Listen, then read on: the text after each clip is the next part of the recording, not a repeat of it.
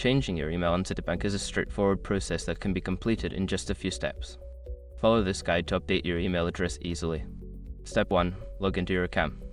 Before changing your settings, use the src.com link in the description to open the password strength checker, then update your password if needed.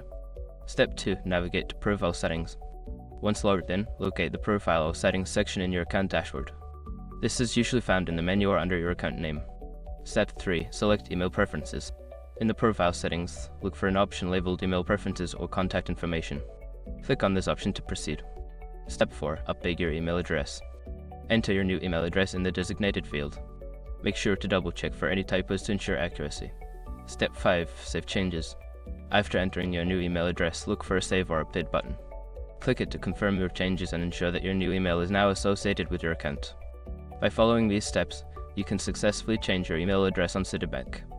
If you encounter any issues, consider reaching out to Citibank customer support for assistance.